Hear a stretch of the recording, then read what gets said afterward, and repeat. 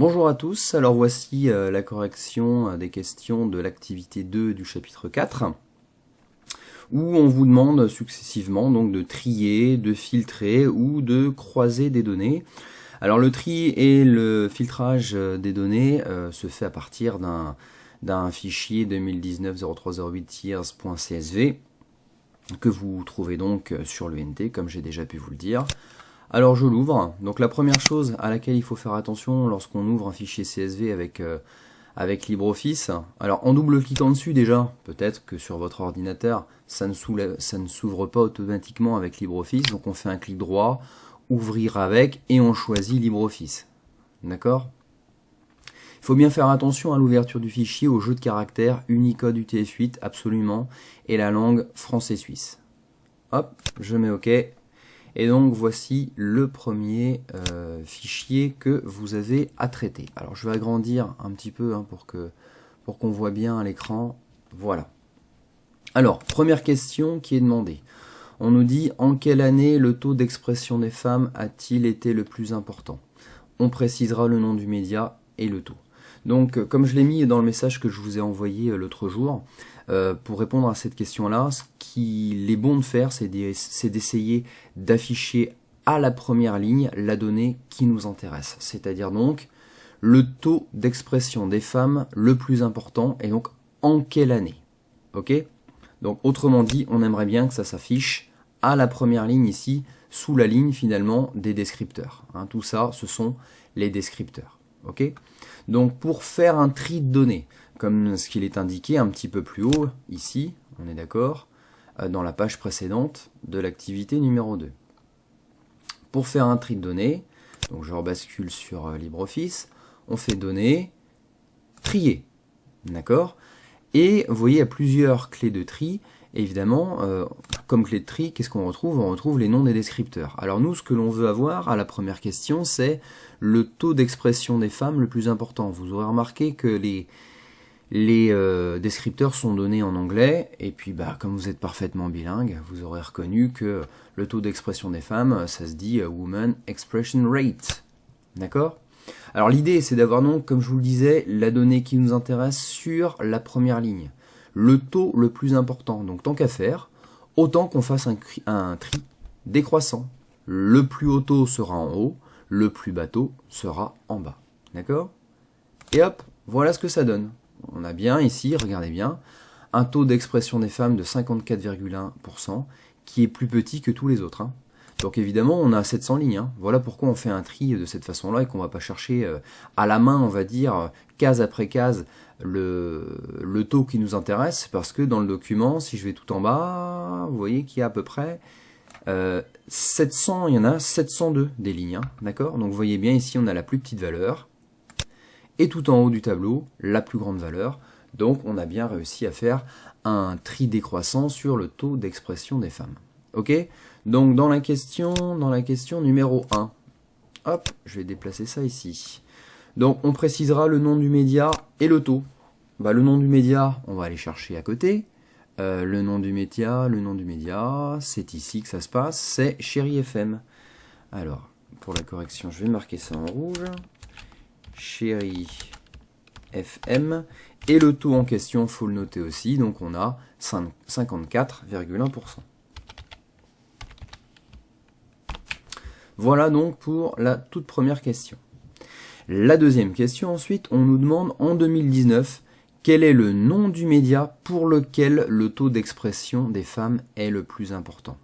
Donc finalement ici on a deux critères de sélection. On veut le taux d'expression des femmes le plus important et on le veut en 2019. D'accord? Alors revenons ici. Alors je fais annuler, je reviens en arrière, hop, pour récupérer le tableau tel qu'il était au départ. Et je recommence avec mon tri de données. Donc on l'a dit à l'instant, on a finalement deux clés de tri donc à faire sur deux descripteurs. Et le premier critère de sélection, c'est pas le taux d'expression des femmes, c'est en fait l'année. D'accord? Donc c'est l'année qui nous intéresse. Alors puisqu'il s'agit de l'année 2019, a priori donc on va faire donc un tri décroissant. Il n'y a pas de données correspondant à l'année 2020 dans cette table de données. dans cette table de données. Donc on aura en tête de tableau tout ce qui correspond à l'année 2019, et puis ensuite 2018, etc., puisqu'on fait encore une fois un tri décroissant. Pour la deuxième clé de tri, ce qui nous intéresse, c'est d'avoir le taux d'expression des femmes le plus important, donc on choisit à nouveau un tri décroissant. Hop. Et voilà donc ce que l'on obtient pour cette deuxième question. Alors je vais le noter ici. En 2019, le nom du média pour le taux d'expression des femmes le plus important. Le nom du média, on le récupère ici à nouveau, c'est Teva. Je vais le mettre en rouge. C'est donc Teva avec un taux de 49,5%. Voilà pour cette question-là. Et enfin, la question 3, on nous demande en quelle année le taux d'expression des femmes a-t-il été le plus important, toujours, sur un média public, et on précisera le nom du média et le taux. D'accord? Donc, j'annule, je reviens en arrière à nouveau pour récupérer mon tableau tel qu'il était au départ. Je refais apparaître mes clés de tri. Et donc, ce qui est intéressant, c'est de considérer ici un média public. Alors, le fait qu'un média soit public ou non, où est-ce qu'on le retrouve? Dans quel descripteur on le retrouve? On le retrouve ici, dans Is Public Channel. Soit c'est marqué false, si on regarde, je ferme cette fenêtre, si on regarde, soit c'est marqué false, soit c'est marqué true. D'accord? Donc si c'est marqué faux, ça veut dire que ce n'est pas une chaîne publique, ce n'est pas un média public. Si c'est marqué true, ça veut dire que c'est un média public. Ok? Donc, c'est mon premier critère de tri. Premier descripteur sur lequel on fait un tri. Alors après, quand on met croissant, décroissant, qu'est-ce qui va s'afficher d'abord? False ou true? On n'en sait rien. L'idée, c'est d'essayer. Bon, moi, je vous le dis directement, hein, c'est en mettant décroissant, si je ne me trompe pas, on va vérifier ça, qu'on aura true en début, c'est-à-dire finalement tous les médias publics. Ok? Et ensuite, la clé de tri numéro 2, c'est toujours pareil, le Women Expression Rate en ordre décroissant pour avoir le plus haut tout en haut. Voilà, ça y est, c'est fait. Donc, on a bien en haut un média public, d'accord, avec un taux d'expression des femmes plus important que tout ce qui vient ensuite, on est d'accord, pour un média public, avec comme nom de chaîne France 24. Hop, je note ici tout ça. Alors oui, également on nous demandait en quelle année. J'allais oublier l'année, eh bien il suffit de regarder ici, 2019. Donc, 2019, alors je recopie en rouge pour que ça se voit bien. 2019, le nom du média, on disait donc France 24 que vous repérez ici, hein, on est d'accord, avec un taux de 47,9%. Voilà comment on trie des données à partir d'une table de données qui contient, vous l'avez remarqué, beaucoup de données. D'accord?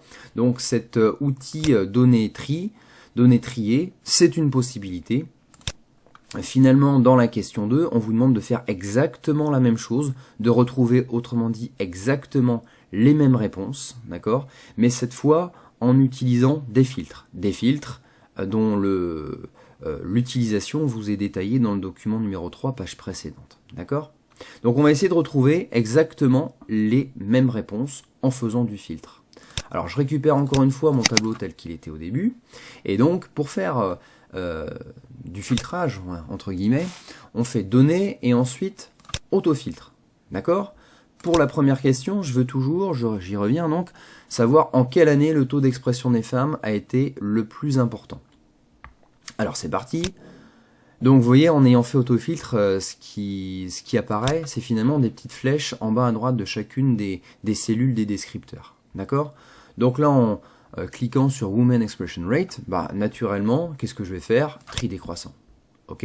Et donc je récupère les 54,1% que j'avais à ma première question sur Chéri FM.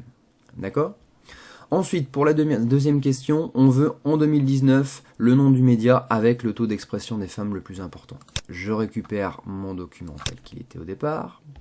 Donc je sélectionne mon année. Donc là, vous voyez, en appuyant sur la petite flèche de Year, justement, soit je peux afficher toutes les années, ou je décoche et aucune ne s'affiche. et je recoche 2019, puisque c'est celle qui m'intéresse. Ok? Et ensuite, je choisis un tri décroissant pour Women Expression Rate. Ok? Je récupère donc bien la chaîne Teva, ok, avec un taux maximum de 49,5%. Ok? Et puis enfin, la question 1.3 avec, sur un média public, le taux d'expression des femmes le plus important, et surtout en quelle année. Je reviens en arrière pour encore une fois récupérer mon document tel qu'il était au départ. Je choisis un média public. Voilà. Ah, pardon. Je l'ai récupéré tel qu'il était au départ. Pas forcément. Voilà, là c'est fait. Les médias publics, je sélectionne donc True. Voilà. Et je choisis donc le Women Expression Rate le plus important. Je récupère donc bien les 47,9% que l'on a vu en 2019 sur la chaîne France 24. D'accord?